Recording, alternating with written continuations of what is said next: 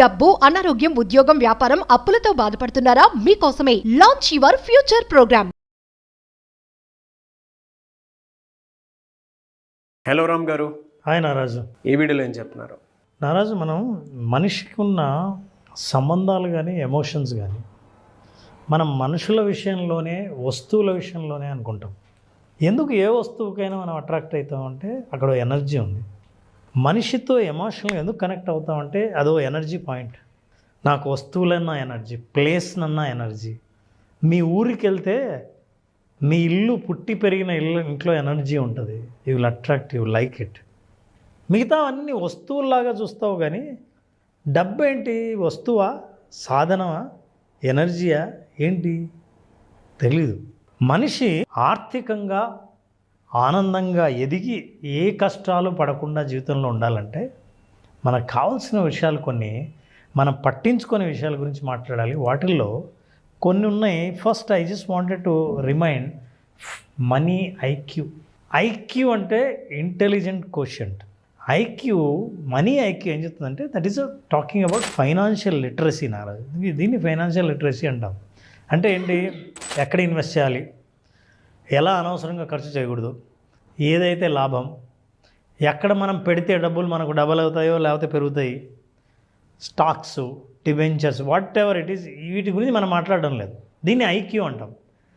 మనిషికి ఉండవలసిన నాలెడ్జ్ ఉండడం, ముఖ్యంగా ఫైనాన్స్కి సంబంధించింది.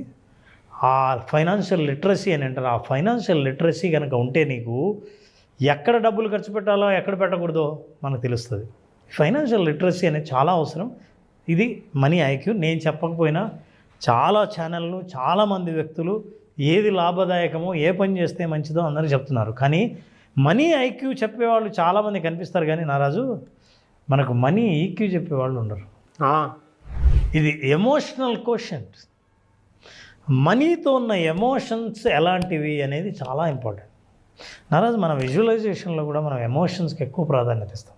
విజువలైజేషన్ చేస్తున్నప్పుడు మీ ఎమోషన్స్ మీకు కావాల్సిన దాన్ని మీ దగ్గరికి ఎలా తెచ్చి పెడతాయి, మీరు కోరుకుంటున్న వాటి అవకాశాలు మీ కళ్ళెదురుగా కనిపించేటట్టు ఎలా చేస్తాయి, ఎమోషన్స్ని మీరు ఎట్లా జనరేట్ చేయాలి, సిక్స్త్ సెన్స్ అంటే ఏంటి, వీటన్నిటిని మనం ఎమోషన్స్ గురించి మాట్లాడాం. ఎమోషనల్ కోషెంట్ డబ్బు దగ్గర చాలా అవసరం. కోషెంట్ ఏంటంటే ఎమోషనల్ ఇంటెలిజెన్స్ నుంచి పుట్టిందే ఎమోషనల్ కోషెంట్. మీ ఈక్యూ స్కోరు ఎమోషన్స్ విత్ డబ్బు చాలా జాగ్రత్తగా ఉండాలి. డబ్బు అంటే కొంతమంది పక్క వాళ్ళ డబ్బు చేతికిస్తే పరాయి సొమ్ము మట్టితో సమానం, మనం దాన్ని తగ్గకూడదు అని. పరాయి సొమ్ము మనకు పాముతో అంటే ఎమోషనల్ కోషెంట్ ఉన్నవాడు ఆశపడ్డు చూస్తే. ఎవరైనా ఇగో ఈ వ్యాపారం చాలా లాభం, 4 రెట్లు 5 రెట్లు లాభం వస్తుందంటే ఎమోషనల్ కోషెంట్ ఉన్నవాడు దాంట్లో ఊరికి ఆవేశపడ్డు. ఫైనాన్షియల్ ఎమోషనల్ లిటరసీ చాలా అవసరం. ఈ లిటరసీ ఉన్నవాడు ఏంటంటే డబ్బులు చూస్తూనే దీన్ని నేను ఏం చేయగలను అని భావోద్వేగంతో కాకుండా ఆలోచన తీరుతో తన నిర్ణయాలు తీసుకుంటాడు. ఆర్థిక నిర్ణయాలు ఏదైనా సరే చాలామంది నారాజు how you feel and how you relate అన్నది చాలా ముఖ్యమైన విషయం అని తెలియదు. మీరు ఎలా భావిస్తున్నారు, మీరు ఎలా కనెక్ట్ అవుతున్నారు మనకి డబ్బులకి అనేది ఎవరు ఆలోచించరు. నేను కనెక్ట్ అవ్వడం అంటే ఏంటి అర్థం కాదు. అలా కనెక్ట్ అవ్వని వాళ్ళు ఏం చేస్తారు తెలుసా అండి? Blunders. They take emotional decisions. ఎలక్షన్స్లో పందాలు పెడతారు, క్రికెట్ ఆడుతుంటే పందాలు పెడతారు, వీడియో గేమ్లు ఆడతారు, స్టాక్ మార్కెట్లో ట్రేడింగ్ చేస్తే రాత్రికి రాత్రి కోటీశ్వరులు అయిపోతారని అనుకునే ఎమోషనల్ డెసిషన్. అందులో చాలా రకాలైన ప్రిన్సిపల్స్ ఉన్నాయి. మీరు డబ్బులు పెట్టి ఎట్లా పోయింది కదా అని ఉన్నది మొత్తం పెట్టే ఒక రకమైన ఎమోషన్. రాత్రికి రాత్రి నిర్ణయాలు తీసుకునేవి. Not only that, terrible judgements. ఇది ఖచ్చితంగా అవుతుంది, ఇది ఇలాగే జరుగుతుంది అని అనుకునే టెర్రిబుల్ జడ్జిమెంట్. ఇప్పుడు స్టాక్ పెరుగుతుంది, ఇది ఈ సంవత్సరం సరిగ్గా డబల్ అవుతుంది, ఏది మన చేతుల్లో లేదు. అట్లాగా మనం హైపోథెటికల్గా ఆలోచించి డబ్బులు ఖర్చు పెట్టేవాళ్ళు ఎమోషనల్గా బ్లండర్ డెసిషన్ తీసుకుంటారు. వాళ్ళందరికీ emotional quotient EQ, money EQ లేకపోవడమే ప్రధాన కారణం. ఈ మనీ ఈక్యూ లేకపోతే మనీని దుబారాగా ఖర్చు పెడతారు. ఉన్నట్టుండి వస్తుంది, వచ్చిన దాన్ని నిలబెట్టుకోలేరు. చాలామంది సాధారణ మనిషి కోట్లు లాటరీలో తగిలితే ఆ డబ్బుని ఎలా ఉపయోగిస్తున్నాడు అన్న దాన్ని బట్టి అతని మనీ ఈక్యూ ఎలా ఉందో చెప్పచ్చు. అతని ఎమోషన్స్ ఎలా ఉన్నాయా? విచ్చలవిడిగా ఖర్చు పెట్టేసి నేను ఎంజాయ్ చేశానని అనుకుంటాడా? ఆ డబ్బుతో తనకున్న కనెక్షన్ ఎలా? అందుకే ఎవరో కోన్బనేగా కరోర్పతిలో ఒక అతను కోటీశ్వరుడు అయిపోయి ఆ డబ్బుతో ఉన్న ఎమోషనల్ రిలేషన్షిప్ పాజిటివ్గా లేకపోతే కరెక్ట్గా సంవత్సరం తిరిగేసరికి స్కూల్ టీచర్గా ప్రైవేట్ ఆ స్కూల్లో జాబ్ చేస్తూ ఉన్న డబ్బులన్నీ పోగొట్టుకున్నాడు. 7 కోట్లు విన్ అయిన వ్యక్తి. బా. సో డబ్బులు రావడం కాదు, ఆ డబ్బులతో మీ ఎమోషన్స్ ఎలా ఉన్నాయి అన్నది. సో ఇలా టెర్రిబుల్ డెసిషన్ తీసుకుంటారు. జనరల్గా ఇవి కొన్ని సాధారణమైనవి. మామూలుగా టాప్ ఫైనాన్షియల్ మిస్టేక్స్ ఏం చేస్తారంటే నారాజు, 20 ఏళ్ల వయసులో ఎప్పుడు రిటైర్మెంట్ ప్లాన్ అసలు అవసరమని కూడా అనుకోరు. వాళ్ళు ఇన్వెస్ట్మెంట్ గురించి ఆలోచిస్తారు, ఖర్చు గురించి ఆలోచిస్తారు. ఇప్పుడెప్పుడే సంపాదిస్తాం, ఏదైనా సరే ఏం కావాలనుకున్నావో, ఇన్ని రోజులు ఏ కోరికలు తీర్చలేదో అవన్నీ తీర్చేసుకుందాం అనుకుంటారు ఏజ్ 20లో. ఏజ్ 30 ఏం చేస్తారంటే సేవింగ్ చేస్తుంటారు, కానీ ఆర్గనైజ్డ్గా సేవింగ్స్ ఉండవు. ఇది చూస్తుంటే చాలా భయంగా ఉంచారు నాకు. ఎందుకు మన ఏజ్లో మనం చేసే మిస్టేక్స్ ఏంటో గుర్తొస్తాయి. ఆ ఏజ్ ఆఫ్ 30 అనేది చూసారా, జుమ్మని గుచ్చుకుంటున్నాయి. Improper financial planning.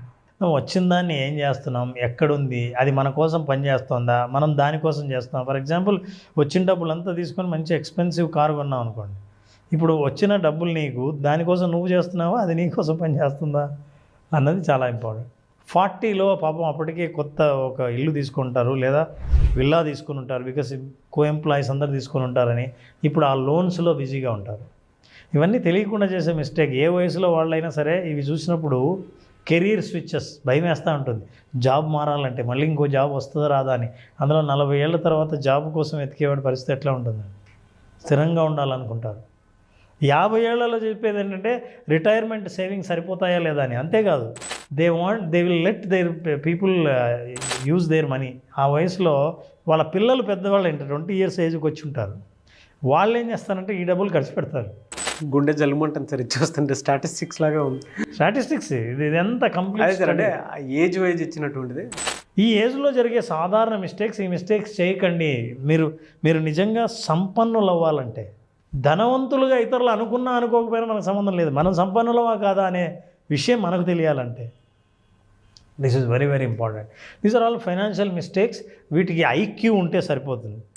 నారాజు అన్ని స్టడీస్లో తేలింది ఏంటంటే, మనిషి లైఫ్లో ఎప్పుడైతే మనీ ఈక్యూ ఉందో బలంగా, మనీ ఈక్యూ, ఎమోషనల్గా మీరు మనీని ఎట్లా వాడాలో చూస్తూనే మీ ఎమోషన్స్లో మొత్తం షేక్, ఎక్కువ డబ్బులు చూస్తూనే అది మీదంటూనే ఎట్లా ఆలోచిస్తారు, పక్కవాడికి ఇంత వచ్చిందంటే ఎలా ఆలోచిస్తారు, అసలు డబ్బు మంది కాదు అని అనిపించినప్పుడు మీకు ఎట్లా అనిపిస్తుంది. ఇలాంటి భావాలన్నింటినీ మీరు ఒక్కసారి పరిశీలిస్తే మీ ఎమోషనల్ ఇంటెలిజెన్స్ మీద, ఎమోషనల్ కోషెంట్ మీదే మీ మనీ ఐక్యూ కూడా ఆధారపడి ఉంటుంది. ఎక్కడ ఇన్వెస్ట్ చేయాలి, అబ్బో ఇది డబల్ వస్తుందంట కదా అనేది నీ ఎమోషన్. అప్పుడు ఇన్వెస్ట్ చేసామనుకో, ఉన్నది పోయి వాడు బోర్డు తిప్పేస్తాడు. వాళ్ళు ఇలాగే సంపాదించారంట రియల్ ఎస్టేట్లో అని పెట్టి డిమాండ్ పడిపోతూనే పట్మని మారిపోయింది. గవర్నమెంట్ మారిపోతూనే పరిస్థితి ఎట్లుంటుందో ఎవరికి తెలియదు. సో నీ ఎమోషన్స్తో నువ్వు తీసుకునే నిర్ణయమే నీ ఐక్యూ కూడా దెబ్బతింటుంది. కాబట్టి నీ ఐక్యూ కూడా, ఇంటెలిజెన్స్ ఎక్కడ చేయాలి, ఎంత చేయాలి, ఎప్పుడు చేయాలి అనేది నీ ఎమోషన్స్ మీదే ఆధారపడి ఉంటుంది. ఇప్పుడు ఫైనల్గా మనం అర్థం చేసుకోవాల్సింది ఏంటంటే, మనిషి ఎమోషన్స్ అన్నీ ఎట్లా ఏర్పడతాయి. ఫర్ ఎగ్జాంపుల్, చిన్నప్పుడు మనం ఇంట్లో పిల్లలు ఉండగా ఇంట్లో భార్యాభర్తలు కొట్లాడుకుంటారు అనుకుందాం. ఎప్పుడు కొట్లాడతారు వాళ్ళ రిలేషన్షిప్. నేను హోంవర్క్ చేసుకోవాలనుకుంటే కొట్లాడతారని ఎవరైనా పిల్లలు వాళ్ళ ఇంట్లో ప్రతి సందర్భంలో అమ్మా నాన్న కొట్లాడుతుంటే, ఈ పిల్లలు పెద్ద అయిన తర్వాత అరే లేదా అమ్మాయి నీకు పెళ్లి చేద్దాం అనుకుంటున్నాం అని అన్నారనుకోండి, అప్పుడు ఏమనిపిస్తుంది? నాకు పెళ్ళే వద్దు మొర్రో, అసలు ఇద్దరు పెళ్ళి చేసుకుంటే ఎట్లుంటారో నేను చిన్నప్పటి నుంచి నరకం అనుభవించాను. ఇప్పుడు పెళ్ళంటే భయం. ఈ పెళ్ళంటే భయం వల్ల ఏం చేస్తారు తెలుసా? ఎవడు దగ్గరకు వచ్చి పెళ్లి చేసుకుంటానంటాడు అని మనుషులకు దూరంగా ఉంటారు. మనుషులకు దూరంగా ఉండడం వల్ల ఎవరు ప్రేమించినా, దగ్గరకు వచ్చి స్నేహం చేసినా అసలు మనుషులతో కలవడమే మంచిది కాదని దూరంగా ఉంటారు. నీ ఎమోషను, నీ అనుభవం ఏ బిహేవియర్కి దారితీసింది మనకు తెలీదు. డబ్బు విషయంలో చిన్నప్పటి నుంచి మనం ఎదుర్కొన్న అనుభవాలు మన బిహేవియర్కి ప్రధాన కారణాలు. అందులో ఆ వయసులో వాళ్ళకి పడే ఇంప్రెషన్స్ కానీ, అనుభవాలు కానీ, అనుభూతులు కానీ బిహేవియర్గా మారడానికి అవే కారణాలు అని తెలుసు. సో ఇట్లాంటి అనుభవాల నుంచి బయటపడి మనం ఎప్పుడైతే బ్యాలెన్స్ చేసుకుంటామో, ఎలా ఇది మనీ ఐక్యూ మనీ ఈక్యూ రెండు బ్యాలెన్స్ అయితే వెల్తీ లైఫ్కి దారితీస్తుంది. Fantastic sir. ఇది సైకిల్. ఎస్. ఈ సైకిల్ని మనం కరెక్ట్గా సాధించడం ఎలా అని తెలుసుకోవాలంటే విజువలైజేషన్ 2.0 హ్యాపీ మనీ. ఉన్న మనీ కానీ, పెంచాలనుకున్న మనీ కానీ, కాపాడుకోవాలనుకున్న మనీ కానీ, సంపాదించాలనుకున్న మనీని కానీ హ్యాపీగా సంపాదించడం ఎలా, నువ్వు జీవితంలో హ్యాపీగా ఉండడం ఎలా తెలుసుకోవాలంటే హ్యాపీ మనీని అటెండ్ అవ్వాల్సిందే. Now understanding the power of emotions are very very important because that determines your emotions with money. మీరు అర్థం చేసుకోకపోతే మనీ పట్ల మీ భావోద్వేగాలను మీరు అర్థం చేసుకోవడంలో కూడా ఫెయిల్ అవుతారు. అట్లా ఫెయిల్ అవ్వకుండా if you want to become strong, emotionally strong, so that wear ever money is, ఎక్కడున్నా సరే మనీ ఇది నాదే, ఖచ్చితంగా నా సొంతం అవుతుందన్న నమ్మకం పెరగాలంటే విజువలైజేషన్ 2నే మార్గం. మీరు ఇచ్చే సబ్జెక్టు నాలెడ్జ్ చూస్తే సార్ నాకేమనిపిస్తుంది అంటే, మనం చాలామంది స్పీకర్స్ని బయట పొగుడుతూ ఉంటాము, వాళ్ళే గొప్ప అని. తెలుగులో మీలాంటి లెజెండ్స్ ఉన్నారన్న విషయం నాలాంటి వాళ్ళు ఇలా చూపించబట్టే తెలుస్తుంది. చాలా తక్కువ మంది రిసీవ్ చేసుకోవటం అనేది బాధాకరం. నిజం సార్. అంటే దేన్ని మనం వీళ్ళేంటి ఆడియన్స్ రిసీవ్ చేసుకోవట్లేదు అనుకునేటువంటి పాయింట్ నుంచి చూడకుండా వాడు దీని మీద ఎంత అవేర్నెస్ ఉంటే అంత అవేర్నెస్ క్రియేట్ చేద్దాం అన్నటువంటి ఆలోచన ఎక్కువ ఉంది. నీకు ఇంకో విషయం చెప్పాలి, నాకు చాలా ప్రపంచవ్యాప్తంగా మిలియన్స్ ఆఫ్ డాలర్స్లో జరిగే బిజినెస్ ఏంటంటే easy money. How to earn easy money, ఇది పెద్ద బిజినెస్. ఆ బిజినెస్లోకి మనం వెళ్ళకుండా లిటరేట్ చేద్దాం, మన ప్రేక్షకుల్ని నిజంగా డబ్బుని ఎట్లా అర్థం చేసుకోవాలో, సైకలాజికల్గా నువ్వు ఎలా కంట్రోల్ చేయగలవో ఇది చెప్దామని మన ప్రయత్నం. మనకు ఉన్న వాళ్ళు, మనల్ని ఫాలో అయ్యేవాళ్ళు, మనల్ని నమ్మిన వాళ్ళే మనకు చాలు. ఇంకంతే. మనం చూసేది వెల్త్, రిచ్నెస్ కాదు. వెరీ హ్యాపీ ఫర్ యూ అండి. బ్లెస్సింగ్లా ఫీల్ అవుతున్నాను. Thank you very much. My blessing. మన ఆడియన్స్ కానీ ప్రతిసారి ఆడియన్స్ నా గురించి చెప్పినప్పుడు నాగరాజు అనే పేరు చెప్పకుండా నాతో చెప్పరు. Thank you so much Ram garu. Thank you so much. So చూసారు కదండి వీడియో. ఈ వీడియోపై మీ అభిప్రాయం కమెంట్ బాక్స్లో పోస్ట్ చేయండి. అండ్ మీరు కనుక విజువలైజేషన్ క్లాస్కి అటెండ్ అవ్వాలి అనుకునేటువంటి వాళ్ళు, ఓన్లీ ప్రాక్టీస్ చాలా బాగుంటుంది. దసరా, దీపావళి కూడా ఈ సీజన్లోనే ఉన్నాయి కాబట్టి సో ఆసక్తి కలిగిన వారు 16th నుంచి బ్యాచ్ స్టార్ట్ అవుతుంది. ఎవరైనా ఎన్రోల్ చేసుకోవాలి అనుకుంటే స్క్రీన్ మీద మీ కాంటాక్ట్ నెంబర్ కనిపిస్తుంది, దాన్ని మీరు కాల్ ఆర్ మెసేజ్ వాట్సాప్ చేసినా సరే వెంటనే ఎన్రోల్ చేసుకోండి. ఈ మంత్ని లక్ష్మీదేవి మంత్గా అందరూ అనుకుంటూ ఉంటారు.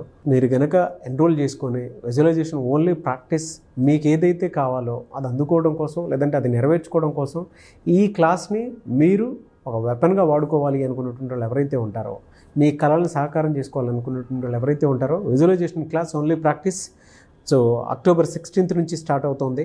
స్క్రీన్ మీద మీకు కాంటాక్ట్ నెంబర్ కనిపిస్తుంది, దానికి మీరు call or message or WhatsApp చేసి వెంటనే ఎన్రోల్ చేసుకోండి. ఈ వీడియో లైక్ చేయండి, షేర్ మాత్రం తప్పకుండా చేయండి. ఇలాంటి మరిన్ని వీడియోస్ కోసం మా ఛానల్ ఫాలో అవ్వండి. Thank you.